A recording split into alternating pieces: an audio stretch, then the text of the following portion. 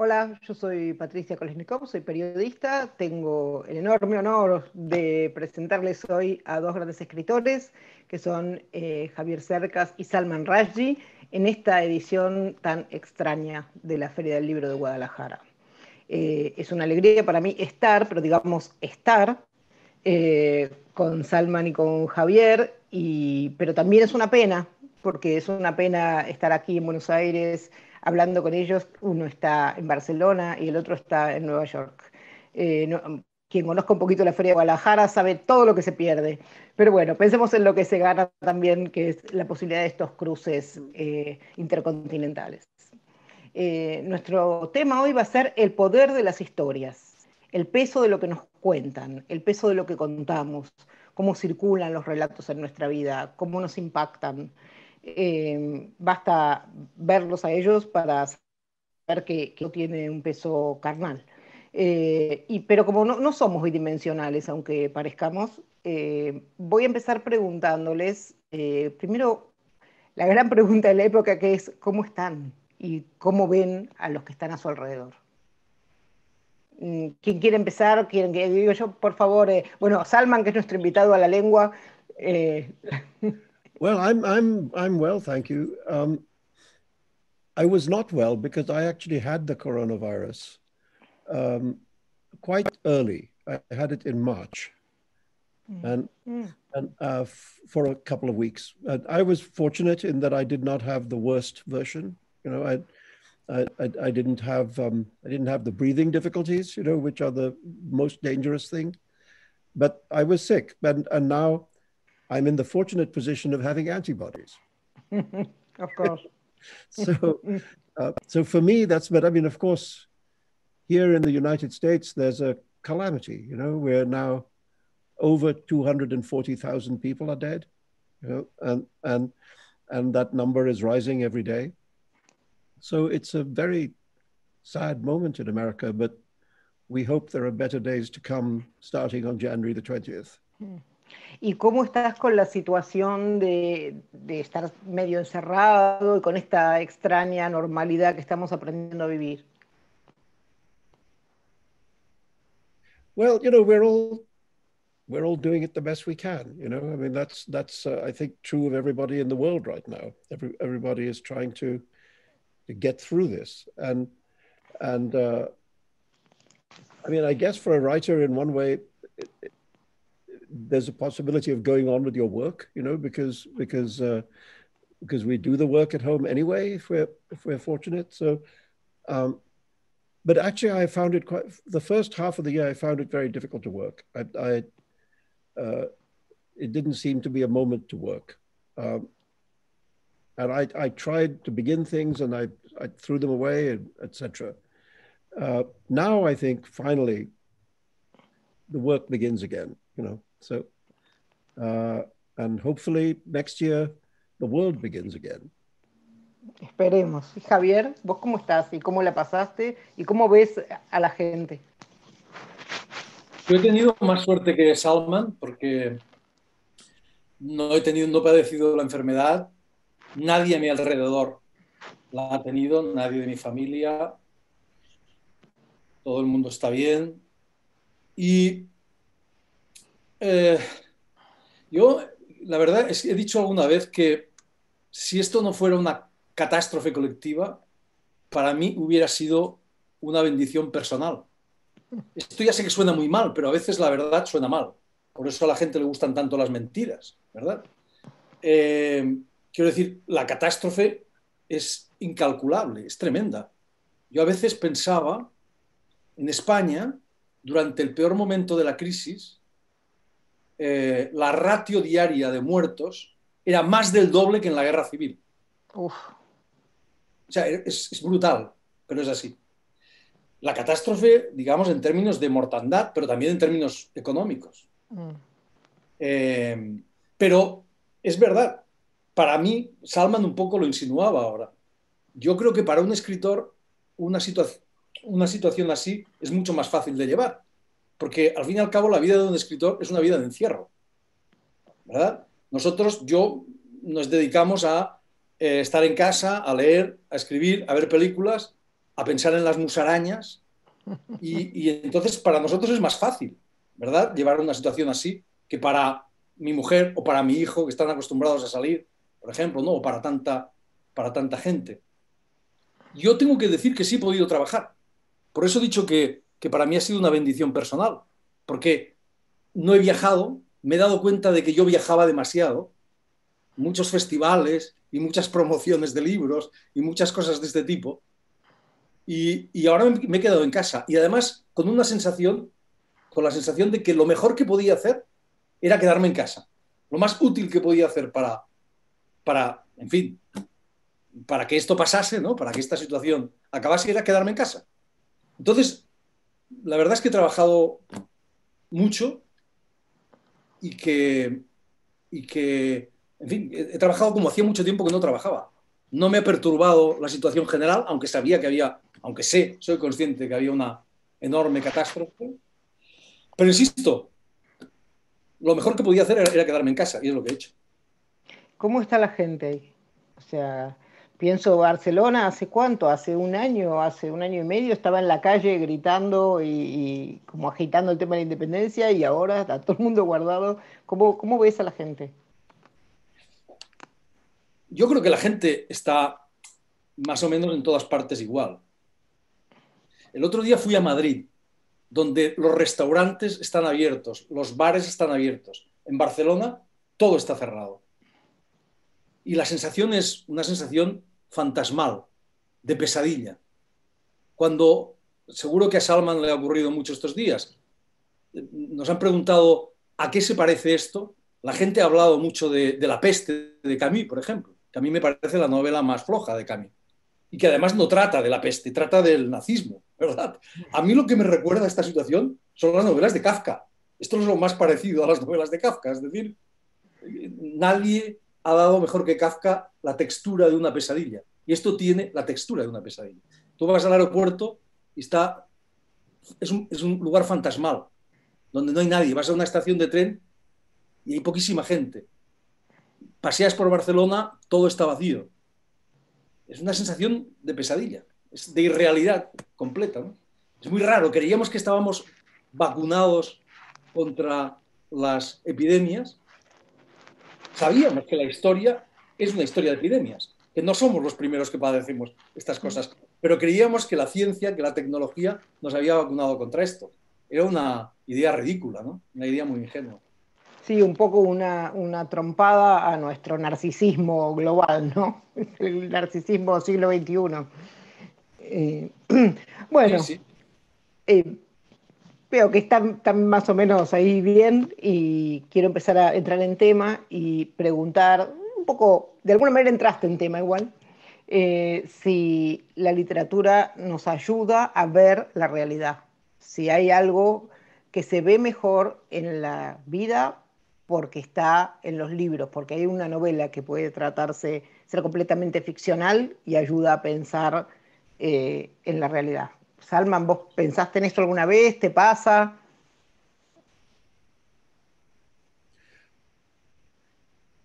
You know, the American critic Harold Bloom once said that, I mean, I'm paraphrasing, that when the world begins to disintegrate around us, we turn to literature, you know, where we find the imagination and reality and form a shape to life, you know, and it can be valuable. It can be valuable. I always slightly resisted the idea of literature being useful. You know, the kind of utilitarian view of literature. I'm not sure that literature is directly supposed to be useful in any particular way.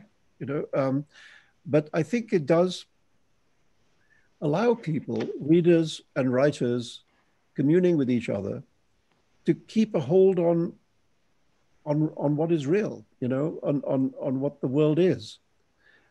And we live in a moment, even without the coronavirus, in which there is a real confusion about what is real. Mm. And I think it's a thing, certainly for me, speaking as a reader as much as a writer, that literature is a way of holding on to that. you know, and in a way even renewing our sense of what is real. Bueno, decís eso y acabas de escribir un libro que toma quizás la historia más clásica de cómo se puede confundir la realidad y la ficción y si acaso, y cuáles son sus límites, ¿no? Y cuán difusos son sus límites. Porque Quijote lo que pasa es eso, ¿no? En el de Cervantes y en el de Rushdie también.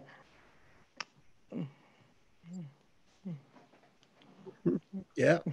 No, I mean, in a way, that's the reason for borrowing something from the great Cervantes was because he was talking about how in his time certain kinds of writing could literally rot your brain. They could drive you insane, you know. and I thought to myself, if he was with us today, what would his target be? You know, what would he satirize? What would he feel was dangerous in that way? You know, and so yeah, my character is being driven crazy too, but not by books, but by television, and not even just television in itself, but a particular kind of television, which is reality television, which is the worst possible name for it because it's completely unreal. Claro, bueno, justamente, ¿no? Está la pretensión de realidad, ¿no? Exactly. Y cuando todos sabemos que... But exactly that, if you are obsessed with a world which is in fact highly fictitious and manipulative, but tells you that it's real, calls itself real, then you can fall into a confusion about the real, you know. And that was a starting point for it. Javier, quiero volver a la pregunta de si la literatura nos puede o nos pasa, que nos ayude a mirar la realidad y tomando algo que dijo Salman, que es que él no quiere verlo como algo utilitario y tal vez sea algo que pasa a pesar de que uno no quiera verlo como algo utilitario, como, bueno, al leer nos pasan maneras de mirar el mundo que nos ayudan a ver otras cosas, ¿o te parece que no?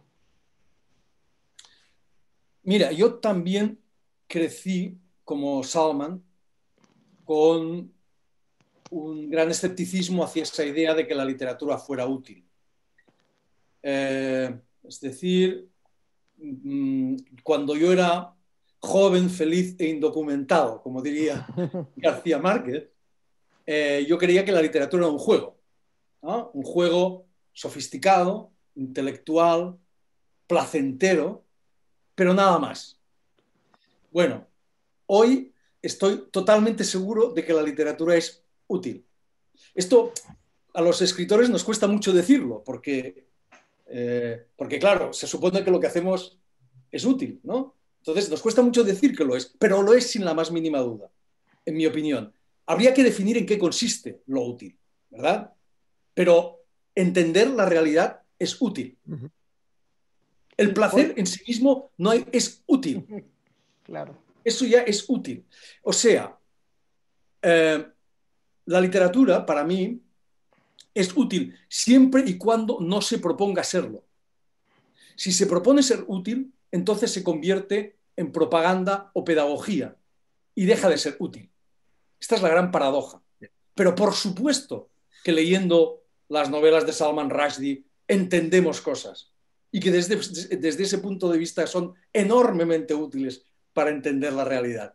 Por supuesto que sí, porque la literatura es un placer, antes que nada, por supuesto, pero al mismo tiempo es una forma de conocimiento. Es como el sexo.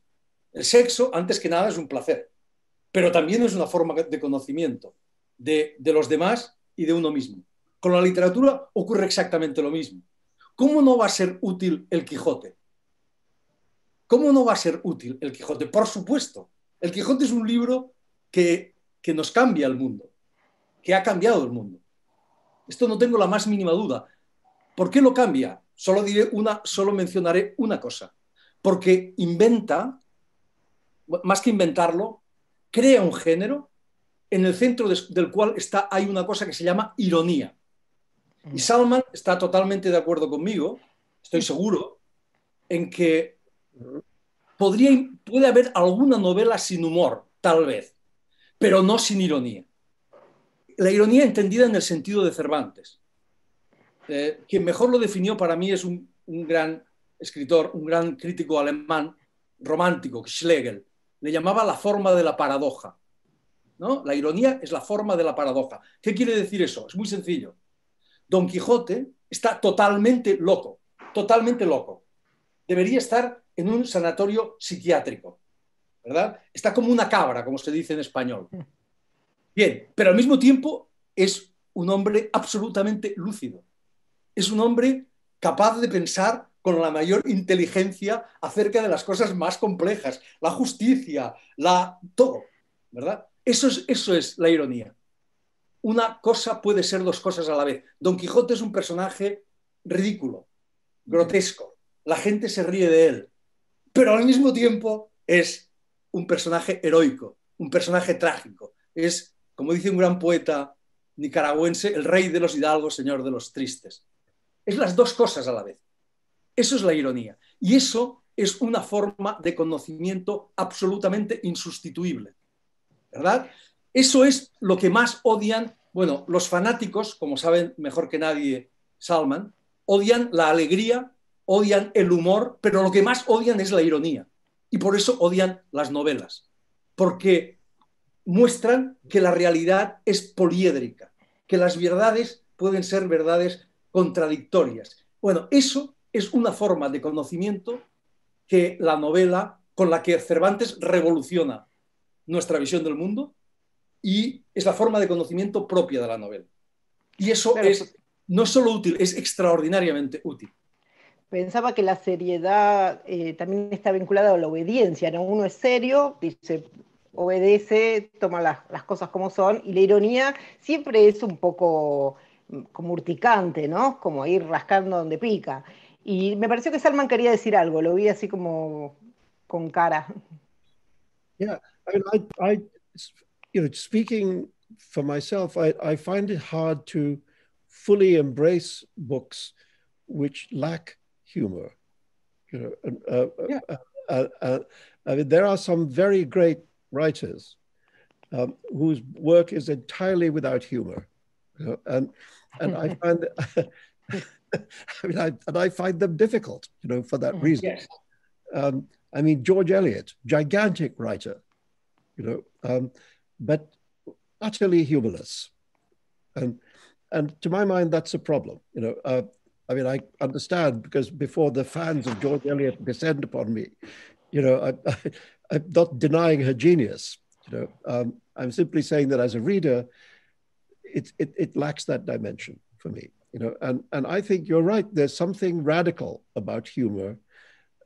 There's something which does not accept the world as it is, that does not respect people who demand respect, and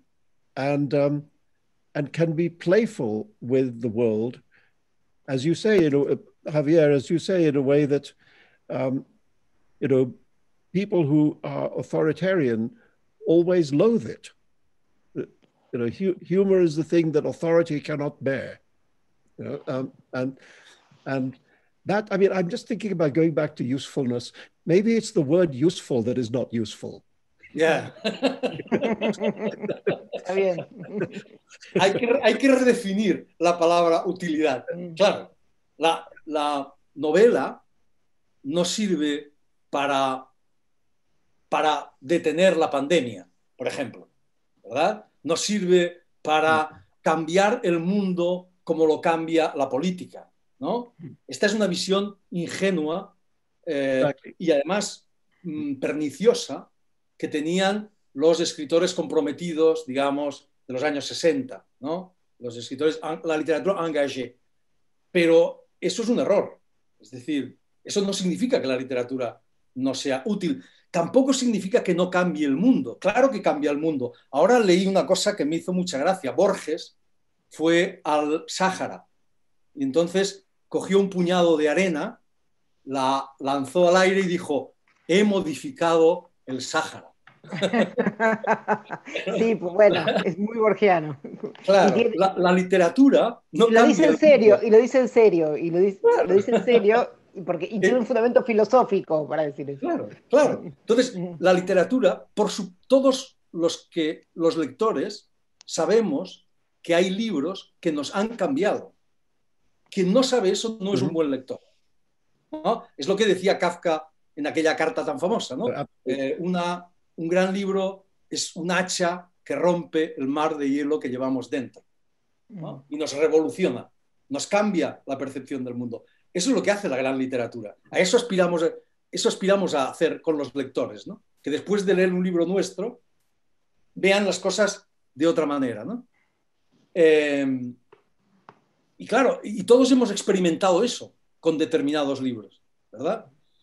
Y eso es fantástico, eso es extraordinario, ¿no? Eso es lo que hace la literatura, no cambiar el mundo, sino cambiar la percepción del mundo de los lectores, obligarlos a hacer que miren el mundo de otra manera.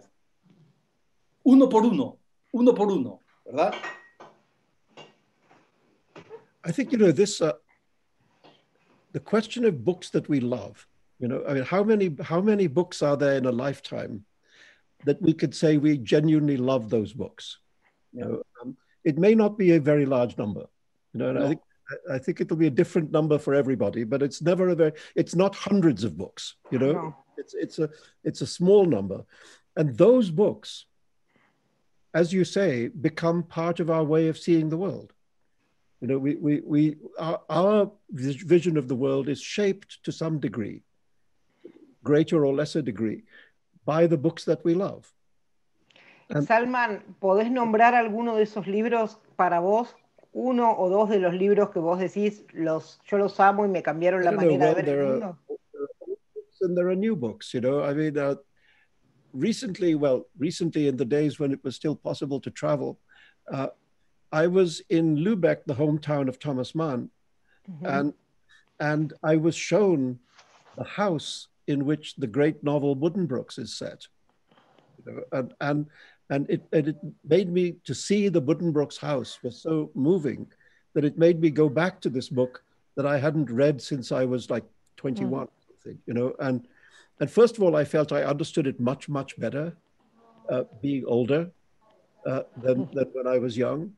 But it certainly was a book that showed me something about how to write and how to understand the way in which the world proceeds through generations, the way in which families change generation by generation. It became a way for me to understand family and to understand change, to understand transformation, So I would say that, that's one of the books, if we're talking about recent. I mean, Charles Dickens showed me a lot, and I love books in general that try to be very inclusive, that try to take great big armfuls of the world, and pull them into their pages, and those writers who try to do that, who try to embrace the world as fully as possible, I love those writers, and so Dickens is one of the very best of those writers, and in many ways very, very modern. If you think about ideas in Dickens, like in Little Dorrit, there's a thing called the Circumlocution Office, which is a government department whose only purpose is to do nothing. Muy extendido, muy común. It exists in order to prevent things from happening. So, and this is like magic realism, And in Bleak House, there's this court case called Jarndyce versus Jarndyce, which goes on for decades. Generations of lawyers follow each other into court, and the court case never ends. And I mean, if you were to find that in Garcia Marquez, it would not be surprising. Claro. O Kafka. Yes.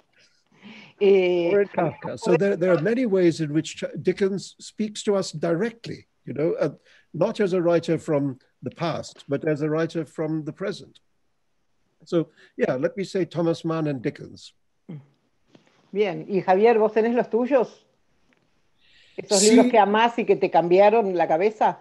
yo estoy de acuerdo con Salman en que hay pocos autores o pocos libros que sigan siendo importantes para un lector a lo largo del tiempo.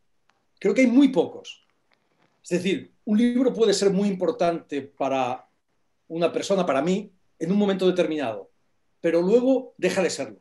O al revés. Yo intenté leer a Proust cuando tenía 18 años y me aburrí muchísimo y lo dejé. Pero volví a leerlo cuando tenía 35 y era otra cosa completamente distinta. No pude dejar de leerlo. Yo, autores que me gustaban cuando tenía 20 años y que me gustan ahora, hay pocos. Podría mencionar alguno. Por ejemplo, Borges. Es un autor que para mí ha sido siempre fundamental. Pero me importa mucho subrayar que no siempre son grandes libros los que nos cambian la vida. No siempre son grandes libros. A veces son libros modestos, pero que nos encuentran en un momento determinado, ¿verdad? Es decir, yo puedo poner un ejemplo. Hace poco, no, hace un año, estuve en el Vaticano dialogando con un cardenal en público. Fue una experiencia maravillosa. Te la recomiendo, Salman. Se llama Cardenal Rabasi. Es un hombre que... un hombre es como digamos, el ministro de Cultura del Vaticano, una persona cultísima, sabe muchísimas lenguas. Entonces estuvimos hablando de religión y de literatura en público. Y yo le conté al cardenal Rabasi que mi vocación de escritor nacía de un doble desarraigo. Creo que Salman se sentirá identificado con algunas cosas que diré. Es decir, un doble desarraigo, quiero decir, un desarraigo por un lado físico y por otro lado, digamos, espiritual, ¿no? El desarraigo físico tiene que ver con el hecho de que yo soy un desarraigado. Es decir, nací en un pequeño pueblecito del sur de España y me trasladé, mi familia, cuando yo era muy pequeño, se trasladó al norte, ¿verdad? Y en ese pueblecito pequeñito, mi familia era muy grande, eran ricos. Cuando salíamos del pueblo éramos pobres, pero en el pueblo éramos ricos. Y era una familia muy grande y me sentía muy protegido. Y cuando me trasladaron al norte, cuando me convertí en un inmigrante, me sentí desprotegido, me sentí huérfano, ¿verdad? Y ese fue un hecho fundamental para mí. Yo, si me hubiese quedado en este pueblecito, nunca hubiese sido escritor, estoy seguro. Y mi mamá está de acuerdo. Y si mi mamá está de acuerdo, seguro que es verdad. Pero hubo ese desarraigo físico. Pienso en una frase que decía Cesare Pavese, el gran escritor italiano: la literatura es una defensa contra las ofensas de la vida. Es una frase maravillosa. La literatura es un instrumento de defensa. Para mí lo fue, ¿verdad? De defenderme de ese desarraigo. Pero luego hubo un desarraigo más importante todavía, que es un desarraigo, digamos, espiritual. Yo vengo de una familia muy católica, muy católica. Y yo era un niño católico, me educaron en el catolicismo. Pero un año, yo tenía 14 años, en ese momento tenía 14 años, yo siempre fui un lector, pero leía libros de aventuras, lo que había en mi casa sobre todo, libros de aventuras, historia. Un año ocurrió una cosa, y es que me enamoré. Estas cosas ocurren a los 14 años. En este pequeño pueblecito del que yo procedía, un verano. Entonces me marché al norte, a donde yo vivía, a 1000 kilómetros, y claro, estaba desesperado, absolutamente desesperado. Quería colgarme del cimborrio de la catedral de la ciudad donde vivía, porque estaba tan desesperado, había perdido mi amor. Bien, la situación era muy seria.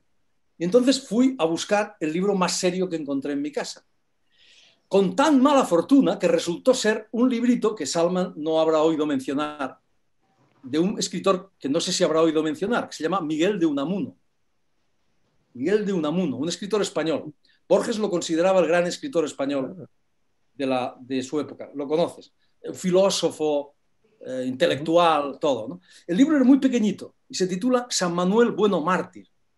Y trata de un sacerdote que pierde la fe y, sin embargo, sigue predicando a sus feligreses porque piensa que sin la fe estarán perdidos, ¿verdad? Bien, yo leí este librito, muy breve, y perdí la fe era muy católico, perdí la fe, empecé a beber cerveza, a fumar, y entré en un estado, leí yo todos los demás libros de Miguel de Unamuno, y entré en un estado de confusión mental del cual todavía no he salido hoy. Y a partir de ese momento, en ese momento, yo concebí la idea de ser escritor.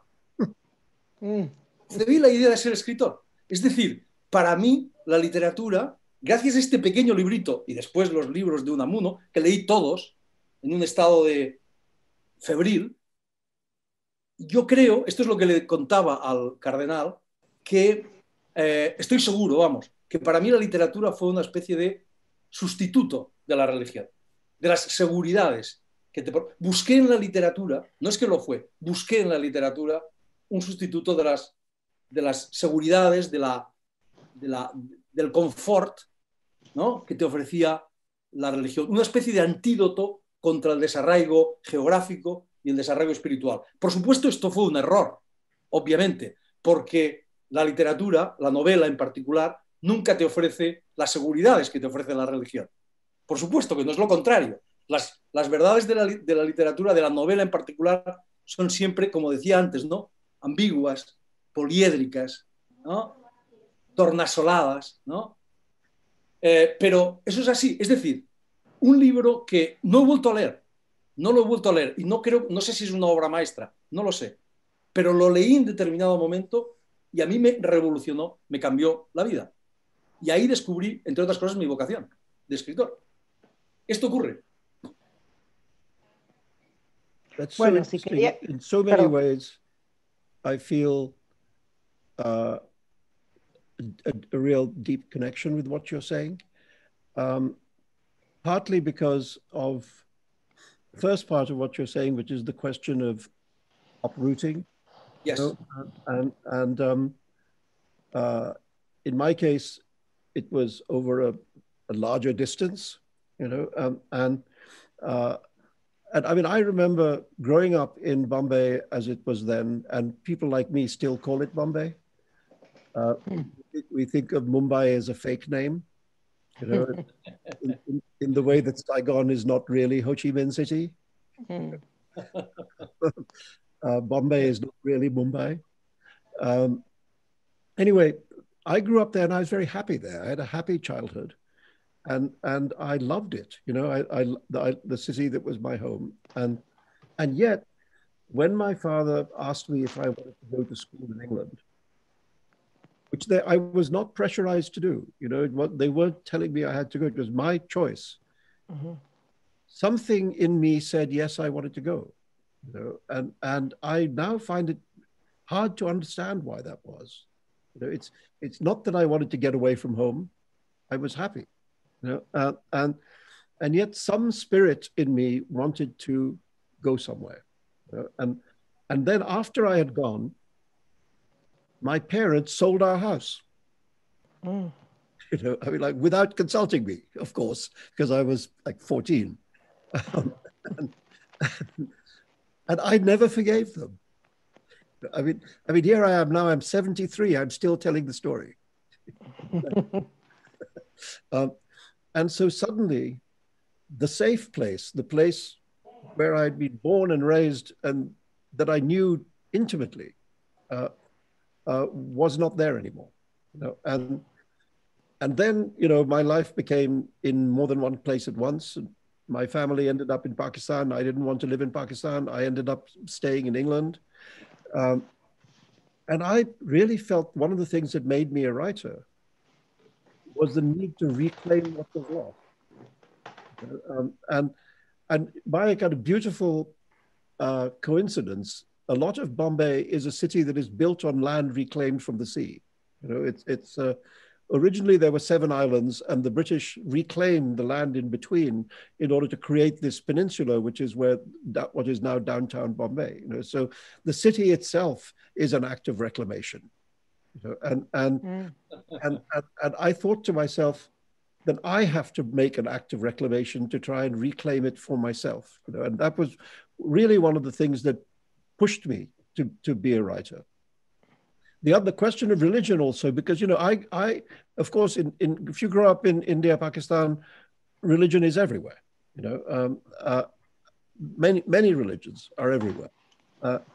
And yet somehow I grew up in an environment, my immediate parents and their friends, etc., which was not very religious. You know, my parents were not practicing, just in the most minor way. Like in our house, religion meant that we didn't eat pork. Okay. I mean, that was basically it. That was all. and I remember coming to England to go to boarding school and going to the school shop and buying myself a ham sandwich. And eating a ham sandwich the first time in my life, you know. And the world did not end, you know. There was no thunderbolt from the sky striking me dead. And at that point, it proved to me that God did not exist. Sabes que quizás se acuerdan, hay una escena muy parecida en Unorthodox. No sé si está en la serie o en el libro, pero quizás en el libro, que es lo mismo, que ella por primera vez come un sándwich yo creo que de jamón también, y es como un momento, espera que le caiga el cielo encima y no cae el cielo. Pero bueno, veníamos tratando de hablar, yo iba a hacer, se adelantaron como dos preguntas, quiero decir. Ustedes, pórtense bien. Se adelantaron como dos preguntas a la pregunta de si la ficción modifica la realidad, pero ya estamos ahí, ya atravesamos todo eso. Evidentemente, los dos han contado cómo la ficción ha modificado sus realidades. Y me gustaría contar algo muy chiquitito de Borges, justamente. En la Argentina hay dos libros fundantes, el Martín Fierro y el Facundo. El Martín Fierro es la historia de un gaucho desertor que lo llevan al ejército y él escapa. El Facundo, en el fondo, es un programa político de Sarmiento, que terminará siendo presidente y que es como el civilizador, la civilización, la idea más norteamericana de América. Y Borges dijo una vez que, bueno, el Facundo, el Martín Fierro es el libro nacional. Entonces Borges dijo, sí, nosotros tenemos el libro de un gaucho desertor como el libro nacional. Si en vez del Martín Fierro hubiéramos elegido el Facundo, este sería otro país y mejor. Está muy bien. O sea, la idea de que el libro hubiera modificado el país. Entonces, yo ahora quiero dar una vuelta y volver a la pregunta que tenía que ir antes, que era al revés, ¿cómo ustedes manejan la irrupción de la realidad dentro de los textos? Si los conflictos sociales, políticos, lo que es más duro de la realidad, digo, no la psicología, que es obvio porque los personajes se tienen que mover, pero las cosas más duras de la realidad entran en los textos, si acaso es una tentación, si hay que mantenerlo a raya, si hay que dominarlo, si pueden terminar cargándose, invadiendo un texto. Bueno, eso, ¿cómo se manejan los datos, la historia dura, el presente y el pasado, ¿no? ¿Alguien quiere empezar o elijo yo? Como quieras. Bueno, Javier. Well, Salman. Since I began. You see, before I was a novelist, I was a historian. You know, that's to say, when I was at university, that was my subject. You know, and I think it's remained for me a very important way of how to approach understanding the world. You know, I mean, the historical method, the method of the historian, which tries to look at the enormous amount of event and information and tries to find in it the meaning of the time. You know, and that's a training which is, of course, very valuable if you're writing fiction as well. And I think also that the great questions that history asks those who study it are also, in many ways, the great questions of literature. Like, what is the relationship between the individual and the society? You know, what is the relationship between the great macrocosm, the grand narratives, and the individuals within them? You know, do we make history or does history make us? Are we the masters of our times? Are we the victims of our times? You know, these are the questions which, as a historian, you have to answer for every age, and I felt that that's something that my books in some way continue to some degree to engage with the subjects of history, whether it's contemporary history, the independence movement in India, whether it's even more contemporary history, the last decade of life in the United States, or ancient history like the period of the Mughal Empire or the High Renaissance. But I find that it somehow always is there in the background of my thoughts, and I try and find ways in which my characters can engage with those larger subjects, to try and find a crossroads, if you like, where the private life intersects with the public life, and to try and build the book on the crossroads. Claro, bueno, eso se ve claro en esto que estamos viendo todos ahora, que es Patria, de Fernando Aramburu. Se ve muy claro, ¿no? Cómo trabaja sobre cómo pega en el nivel más familiar y más cercano la historia más grande, como ha sido el gran hallazgo, ¿no? de esa novela y ahora de esa serie. Javier, ¿vos qué pensás de esto? Me pregunto si es un potro que hay que domar, ¿entendés? La realidad. Mira, yo quisiera partir de una constatación muy evidente. La ficción pura no existe. La ficción pura es un invento de quienes no saben lo que es la ficción. Si existiera la ficción pura, no solo no sería nada interesante, sino que sería ininteligible. La ficción siempre parte de la realidad. El carburante de la ficción siempre es la realidad. La ficción es interesante precisamente por eso, porque es una transfiguración de la realidad, que convierte lo particular en universal. Esto es muy importante decirlo. Es decir, a mí a veces me han dicho, es que usted, a veces los periodistas, usted mezcla la realidad y la ficción. Claro, lo dicen como preocupados. Y yo les digo, hombre, esto en el periodismo no se puede hacer, obviamente, porque si mezclas ficción y realidad, el resultado es una ficción. Como si mezclas verdad y mentira, el resultado es una mentira. Pero en la literatura se hace desde que el mundo es mundo. O sea, desde que el mundo es mundo. Hoy día todavía no sabemos, en la Ilíada, no sabemos qué es realidad y qué es ficción y qué es leyenda, ¿verdad? Shakespeare está lleno de personajes reales, Cervantes, etc. Entonces, incluso los autores de literatura fantástica, del irrealismo mágico, etcétera, etcétera, parten de la realidad. Su carburante es la realidad. Y se puede hacer lecturas políticas de esos autores y nos pueden ilustrar acerca de verdades fundamentales, no solo sobre el ser humano, sino sobre la historia. Borges, por volver a Borges, no es un autor que vive en la Torre de Marfil, ¿verdad? Aislado del mundo. Hay cuentos de Borges que son profundamente políticos y que abordan cuestiones históricas profundas. Salman Rushdie, tú lees los libros de Salman Rushdie y claro que nos ilustran y claro que contienen profundas reflexiones acerca de la historia de la India, acerca de la Norteamérica contemporánea, acerca de nuestro mundo. Lo que pasa es que el modo de conocimiento de la novela, en particular de la literatura, no es el modo de conocimiento de la historia. Son cosas completamente distintas, que a veces Aristóteles, si me permitís, hablaba de la verdad histórica y la verdad poética, decía él, ¿verdad? Que son distintas. La verdad histórica es una verdad concreta, específica. Lo que busca la historia es qué les ocurrió a determinadas personas en determinado tiempo y en determinado lugar, ¿verdad? Esa es la verdad histórica. En cambio, decía Aristóteles, está la verdad poética, que es una verdad abstracta, es una verdad moral, es una verdad universal. Lo que busca la verdad literaria, diríamos nosotros, la verdad de las mentiras, como dice Vargas Llosa, la verdad de la ficción, es qué nos pasa a todos los hombres en cualquier circunstancia y en cualquier lugar. Y por eso, por cierto, Aristóteles decía que la poesía era superior a la historia.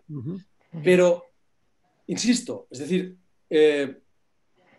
claro que volvemos a lo mismo, claro que desde este punto de vista la literatura proporciona conocimiento.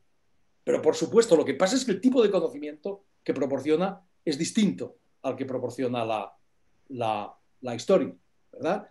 ¿Y cómo usarlo? Pues yo creo que no solo cada escritor lo usa de una manera distinta, sino que cada libro lo usa de una manera distinta. O sea, yo no veo que Salman, por ejemplo, por mencionar sus libros, use la historia del mismo modo en ninguno de sus libros. Está ahí casi siempre, pero está de maneras distintas. ¿Por qué? Estoy hablando demasiado, pero por un motivo muy sencillo.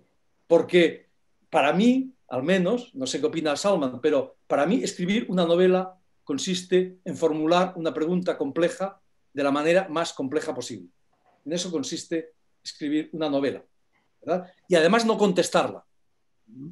O no contestarla de una manera clara, unívoca, taxativa, sino siempre, como decía antes, ambigua, poliédrica, contradictoria, esencialmente irónica.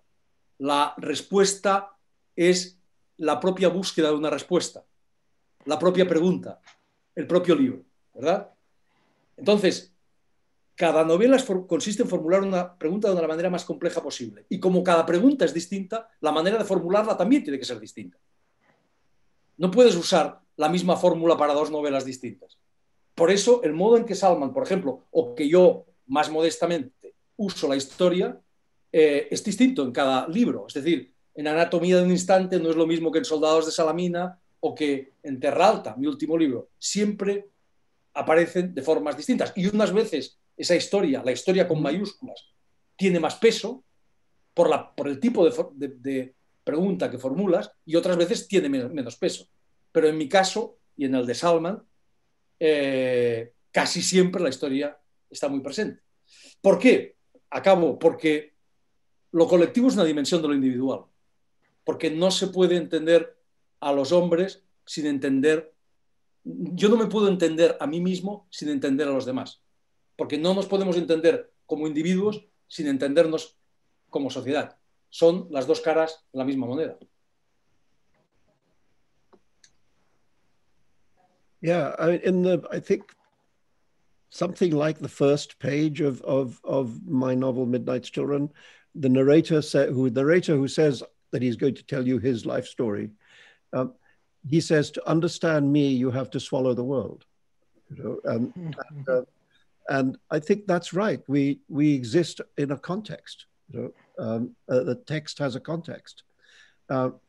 I mean, the only thing I agree with what Javier says about Aristotle's distinction. But I think there's a sense in which history also becomes a kind of poetics because history is rewritten all the time.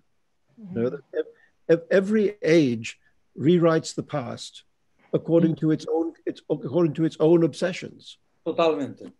You know, Totalmente. If you look, I mean, if you, for example, take the 16th century in Europe, and you look about how it was written about by contemporaries, and then how it was written about in the 17th, 18th, 19th, and 20th centuries, it could be almost a different time. You know, and so the past also is not fixed. You know, it's the past is constantly reinterpreted, and which is also a kind of creative act.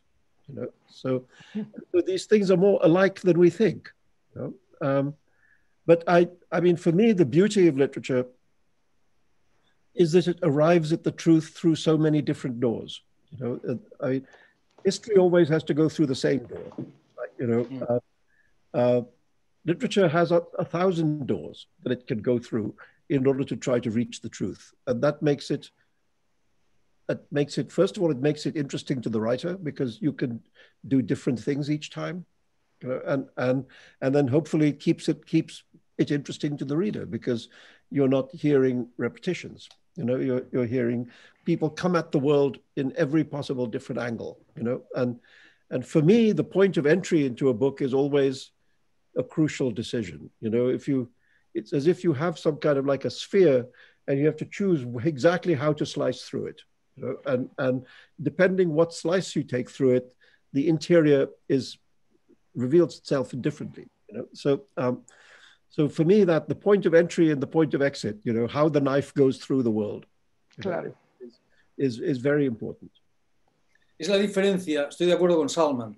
La historia tiene sus reglas, ¿verdad? Tiene sus reglas específicas. En cambio, la literatura en general y la novela muy en particular, la única regla que tiene es que no hay reglas. Esta fue para mí otra de las grandes revoluciones de Cervantes al crear la novela. Señores, aquí tienen ustedes un género, nos dijo, donde pueden hacer ustedes lo que les dé la gana. Esto es maravilloso, es una revolución absoluta. Esto es extraordinario, ¿verdad? Y esto no había ocurrido antes, es decir, la poesía tenía sus reglas desde Aristóteles, la épica, el teatro, la novela no, hagan lo que quieran, dijo Cervantes, y eso es nuestra obligación. Por lo demás, te siguen reclamando que mezclas ficción y realidad. claro, puedes hacerlo si quieres, incluso puedes escribir novelas sin ficción. Yo he escrito novelas sin ficción, también se puede hacer todo. Cervantes nos dijo, hagan lo que quieran, y yo obedezco lo que dijo Cervantes, nada más. Son las únicas órdenes que obedezco. Por lo demás, estábamos hablando al principio de si las novelas cambian el mundo, cambian la vida, pero esto es una obviedad. Para mí es una evidencia, es decir, es curioso que muchas de las más grandes novelas tratan acerca de lectores y de cómo las novelas les han cambiado la vida. Volvamos otra vez a la mejor novela del mundo, que es Don Quijote de la Mancha. Don Quijote es un señor al que la literatura le cambia la vida por completo, ¿no? Es un señor que vive a través de los libros. Es un señor... Madame Bovary es lo mismo. Claro. Son dos ejemplos perfectos de cómo la literatura no solo es un placer, sino que es un instrumento para vivir más, para vivir de una manera más rica, más intensa y más compleja. Eso es la literatura para Don Quijote y para Madame Bovary. Y aún más, Salman lo insinuaba antes, es que esto también al poder, no solo a los fanáticos, sino al poder, le pone muy nervioso. Con razón. La novela es un instrumento de rebelión contra la realidad. Esto es la novela, porque propone mundos distintos. De nuevo Don Quijote y a Madame Bovary. La gente dice, y en parte es verdad, que lo que les define es que confunden la ficción con la realidad. Pero esto no es del todo exacto. Lo que les define es algo más profundo todavía. Y es que quieren convertir la ficción en realidad. Que se rebelan contra su propia realidad. Don Quijote es un pobre hombre, un pobre señor que hasta los 50 años, cuando empieza el libro, vive en un pueblecito leyendo libros de caballerías, soñando, ¿verdad? Y al principio del libro dice, se acabó, stop, ahora voy a vivir todo aquello que he leído. Es un acto de rebelión radical contra la realidad, contra su propia realidad. Madame Bovary le ocurre lo mismo. Ella también quiere hacer realidad aquellas ficciones, aquellas novelas románticas que ha leído. Y eso es lo que le ocurre a todo lector. A todo lector lo que le ocurre es que no se conforma con la realidad tal cual es, que se rebela contra la realidad tal cual es, que quiere vivir una vida acorde con sus propios deseos. Y eso al poder le pone muy nervioso, porque el poder lo que quiere son ciudadanos sumisos, obedientes, que digan que sí, no que digan que no, como dicen Madame Bovary y como dice Don Quijote, no a la vida como se la han dado. Ahora, yo me preguntaba si ustedes, como escritores, o sea, como artífices de esos objetos que luego van a producir semejantes cosas, son conscientes y no tienen miedo de lo que están haciendo, porque, bueno, ni que hablar que luego hay formas de leer que generan reacciones, o sea, no tengo que explicar que estoy hablándole a Salman Rushdie, el tipo de reacciones que puede haber, le han cambiado la vida a él y a alguno de sus traductores se la han terminado, y y los debates que generaron Soldados de Salamina, porque mete el dedo en un tema que es todavía sensible, o sea, se atreve a meterse de una manera audaz con un tema que para la sociedad española todavía siendo sensible. Entonces, me pregunto, ustedes al momento de meterse con la religión, con la guerra civil, ¿prevén los efectos que va a tener? ¿Puedo contestar? ¿Me permite, Salman? Nadie puede prever los efectos que tiene un libro. Estoy seguro de que Salman no prevía el efecto que tuvo los versos satánicos. Es imposible. Yo modestamente tampoco he previsto nunca los efectos que han tenido mis libros. Ahora, una cosa está muy clara para mí. Yo, como persona, me considero una persona razonablemente cobarde. No me considero una persona especialmente valiente. Pero como escritor no puedo serlo. O sea, un escritor cobarde se ha equivocado de oficio. Como un torero cobarde. Es lo mismo. O sea, un escritor cobarde es un escribano, no es un escritor de verdad. El escritor tiene que ir a fondo.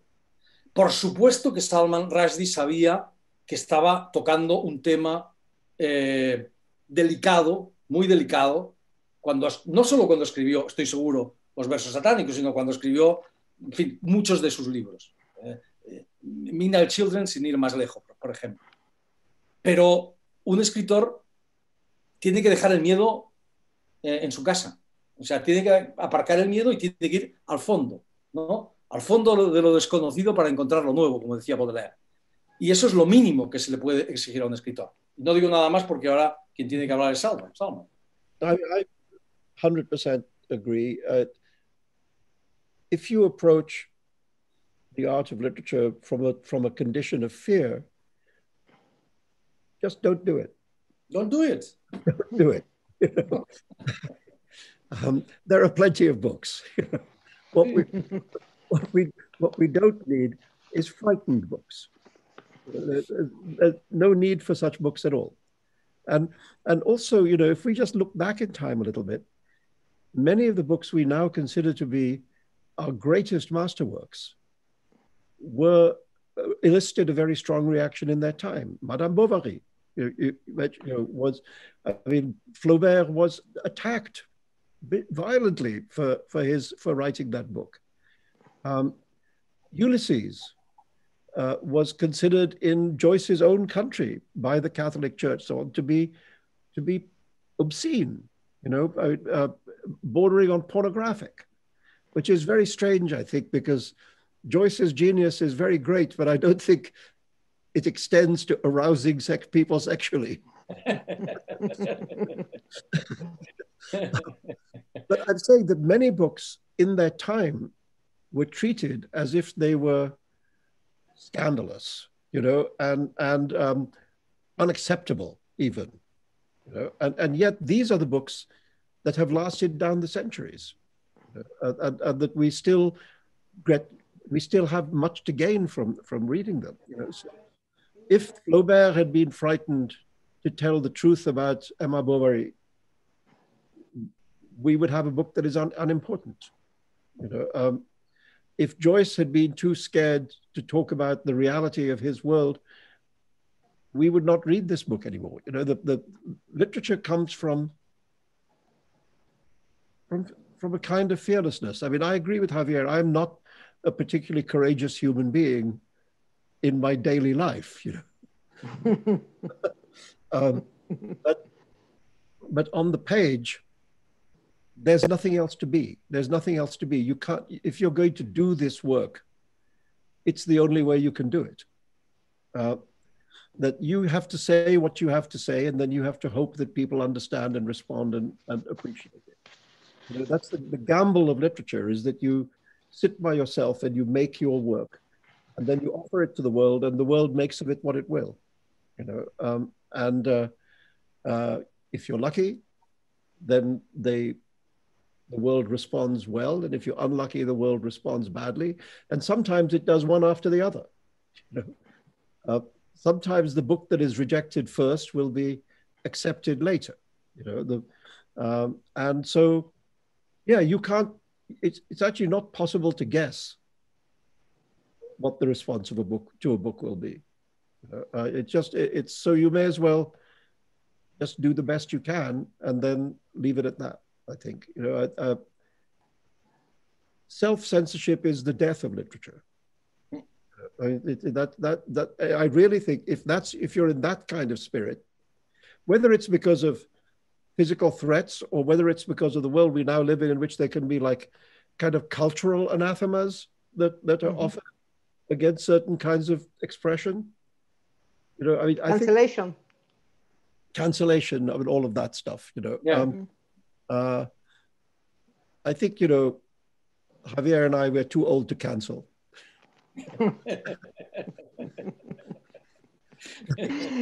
Es que, sin embargo, un poco lo que sorprende es este cruce de nuevo entre planos, ¿no? Entre el plano de la ficción y de la realidad, o de la literatura y de la realidad, porque uno puede hacer una crítica de un libro, es decir, este libro es muy malo, las ideas, es obsceno, no sé qué, pero decir hay que matar al autor es otro tipo de cuestión.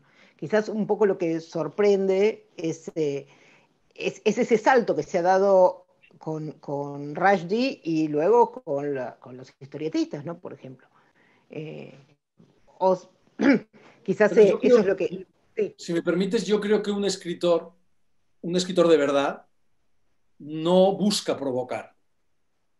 No busca provocar en sus libros. Lo que busca es ir al fondo de su obsesión, ¿verdad? Formular esa pregunta compleja de la manera más compleja posible, como decía. Lo que pasa es que, aunque no busque provocar, el resultado a menudo es una provocación, porque rompe con determinadas verdades establecidas, ¿verdad? El resultado de la literatura a menudo es una provocación, pero no es la intención del escritor.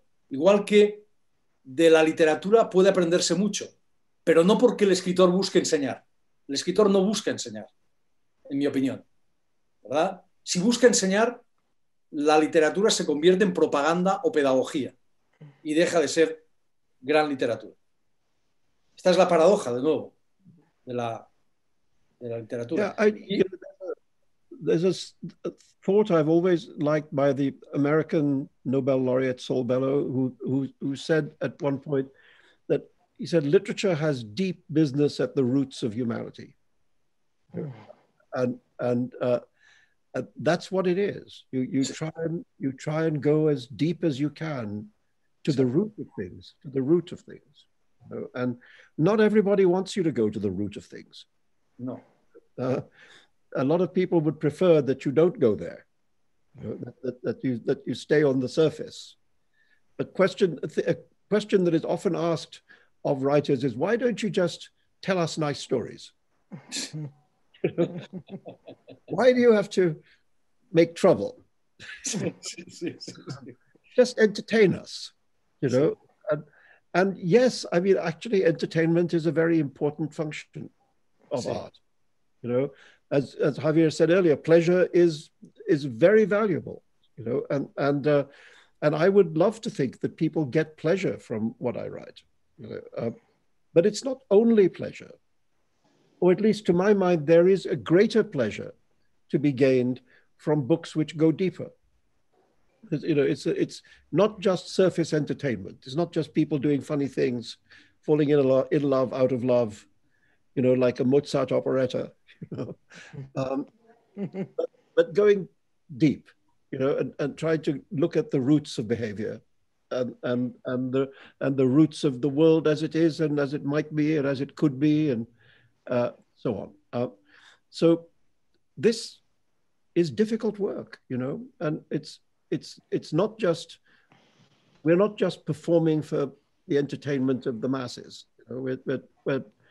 We're trying to struggle with things in ourselves. We're trying to struggle with our own comprehension, and that in the end is the limit of our talent. The limit of our talent is what we ourselves are able to comprehend, and what we're able to, how we're able to, if we're lucky, increase our comprehension. I always feel that by the time I finish a book, I want to know something I didn't know when I started the book. Claro. And that doesn't have to be like research. It has to be something about human beings, about human nature, about what it is, human life, what are we doing here, And I hope that each time I finish a book, I've learned something. I've discovered something that I didn't fully know before. You know? And so the work of art is also valuable as a process of information for the person making it. You know, I don't know about you, Javier, but as I've gone on, my books are less planned out in advance than they used to be, and they're more a process of discovery. You know, like when I'm writing about Mike Quichotte going on his journey, there are things that happened to him on his journey that I had not planned to happen.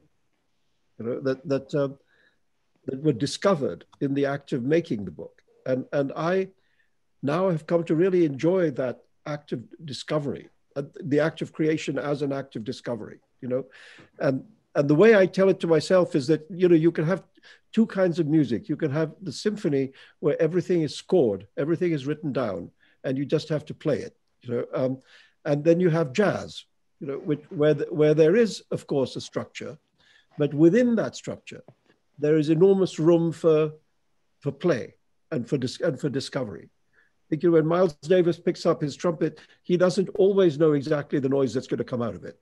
You know, but he discovers the music, you know, and I now like that as a way of thinking. Bueno, si yo fuera una psicoanalista lacaniana, y como estoy acá en Buenos Aires, creo que voy a tener cierta autoridad para decirlo, diría, dejemos acá, porque hemos llegado a un lugar que me parece precioso a través de un largo camino. Sin embargo, me voy a atrever a una pregunta más, que es un poco de imaginación,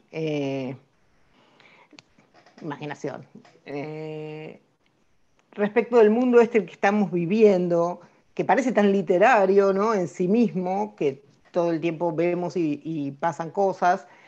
Y me gustaría ver si ustedes se animan a imaginarse cómo sigue, o sea, cómo salimos de acá, cómo será la humanidad después de esto, o habiendo atravesado esto que estamos atravesando. No hace falta acertar, es imaginar. Yo no creo que vaya a ser muy distinta de cómo era, sinceramente. En estos días siempre nos preguntan, ¿usted cree? A mí me han preguntado muchas veces, a Salman seguro que también, ¿vamos a salir mejores de esta crisis? ¿Habremos aprendido alguna cosa? Y mi respuesta es no creo. Lo dudo mucho, porque esto no es la primera vez que ocurre en la historia de la humanidad, en absoluto. En la historia de la humanidad esto ha ocurrido muchas veces. Y el mundo ha continuado exactamente igual. Y hemos cometido una y otra vez los mismos errores.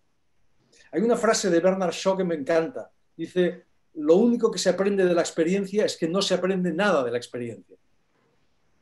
Esto es lo que somos los seres humanos, una y otra vez cometiendo los mismos errores. ¿Se podría aprender de lo que ha ocurrido? Por supuesto que se podría aprender muchísimas cosas, porque de lo malo se aprende más que de lo bueno, obviamente, ¿no? Podríamos aprender que necesitamos una salud pública de verdad, ¿no? Podríamos aprender que invertir en ciencia no es un capricho, no es un adorno, sino que es algo absolutamente esencial. Podríamos aprender infinidad de cosas. Podríamos aprender también desde el punto de vista no solo político, sino personal, la fragilidad inmensa de la vida, ¿no? No somos, como dice un gran poeta español, entre dos oscuridades, un relámpago. Eso es lo que somos. Entre dos inmensas oscuridades, el futuro, el pasado, si nosotros somos un relámpago. Esto es muy frágil, no dura nada. Muy bien, todo esto lo podríamos aprender, lo vamos a aprender. Yo lo dudo mucho, lo dudo muchísimo. Ni siquiera creo que vayan a salir de aquí. Quiero decir, el mundo será más o menos como era, los hombres y las mujeres seremos igual de estúpidos y, por desgracia, ni siquiera creo que vayan a salir, como dicen, grandes obras literarias de todo esto. Estoy casi seguro de que no va a ocurrir. Y basta pensar, por ejemplo, en la última gran pandemia. La última gran pandemia fue grande, quiero decir, en términos de muertos, ¿no?, que fue la llamada gripe española, a finales de la Primera Guerra Mundial, ¿verdad? La gripe española mató a más de 50 millones de personas, que sepamos, en realidad probablemente fueran muchos más. Bueno, pues la gripe española, me gustaría que me dijeseis una sola película, una sola novela, un solo poema que hable de esa catástrofe inmensa. La gripe española mató a mucha más gente que la Primera Guerra Mundial, mató a más gente que la Segunda Guerra Mundial. Hay novelas, películas, poemas de todo sobre la Segunda Guerra Mundial, sobre la Primera, sobre la gripe española, algún verso de Eliot, algún personaje de Virginia Woolf que aparece. Nada, no existe prácticamente. Como diría García Márquez, la pandemia no tiene quien la escriba. Es así de triste. Entonces ni siquiera vamos a sacar eso de ahí. Salman, ¿cómo vamos a hacer? You know, there was a plague in the time of Shakespeare, and he wrote King Lear and Macbeth during the plague, but they have no reference to the plague. You know, the closest we come is in Romeo and Juliet when we have the line "a plague on both your houses." You know, that may be for the contemporary audience. They hear that word, and they would hear a reference to the illness that was around.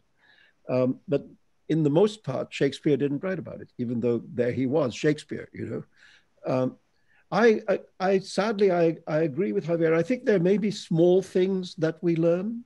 You know, I think one of the things we've learned in this kind of when we are also sequestered from each other, when it has become so hard to be sociable and so on.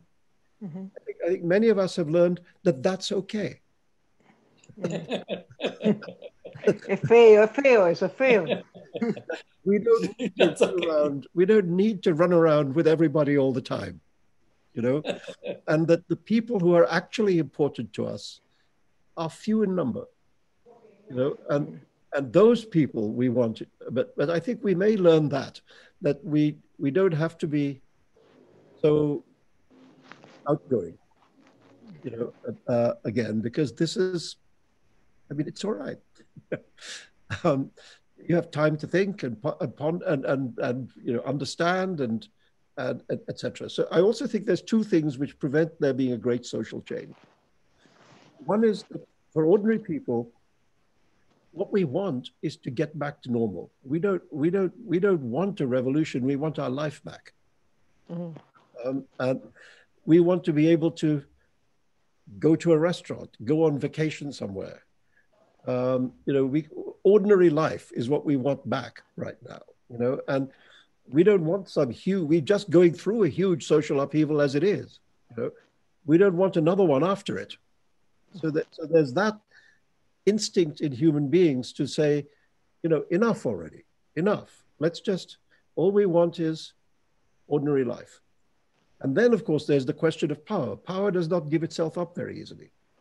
You know, and the people in the world who are the possessors of power are not going to say, okay, so now let's abolish nuclear weapons and let's have a completely green universe. And let's do all these beautiful things that we have learned, you know, we have learned our lesson.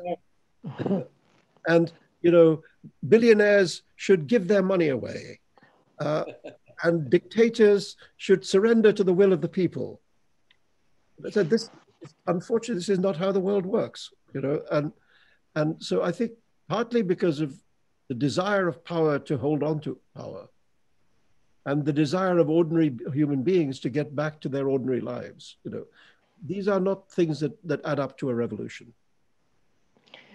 Bueno, espero, les voy a decir, mi deseo es que nos encontremos, les hago una cita dentro de un año en Guadalajara, sin barbijo, con tequila o con agua mineral, y poder darles la mano y decirles muchas gracias por esta entrevista, por estas palabras. Fue un momento hermoso y bueno, espero que los que lo están viendo, que supongo que son los lectores, lo hayan disfrutado por lo menos igual que yo.